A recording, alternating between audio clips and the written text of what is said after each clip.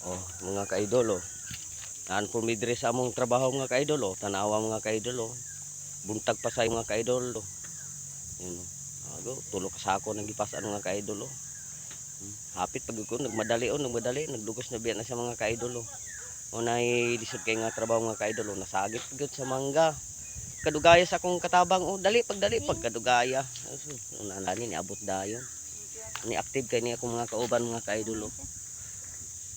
Mao ning bugat ning trabaho giantos sa mga ka-idol kay wala may mga ineskwelahan mga ka-idol. Mauro gyud ni maabot sa mga kinabuhi mga ka-idol nga trabaho.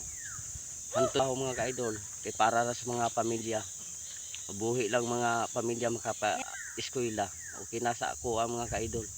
Ganitong trabaho. Ito na usa nag-atang pud oh. Naka-uniforme mga ka-idol, short ra ang mga naka-uniforme namin oh. Napot yung bugata, di na akong dalaga aswat oh. Mga 200 kilos yung mga ka-idol oh.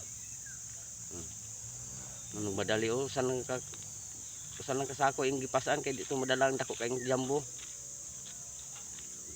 Kadugaya ni balik ko, naluyan naman yung tuhod ang yung tuhana oh. Naluyan na.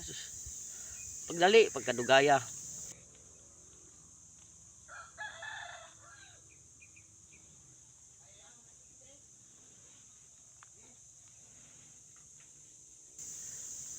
Shout out na lang po nakapantanaw sa mga video. Mga ka-idol, daghang salamat sa pagtanaw sa kong video. Para daw mabaryal, dili dili mo gun mabaryal ni among trabaho kay maura man di man makabaryal kay sus kinira yung trabaho ago di na mabaryal ni mga trabaho kay luoy kay taganing mga kaagi mga ka-idol. Isod kay ni gayahon na among trabaho mga ka-idol kay luoy kay mga trabaho mo hugaw kayo.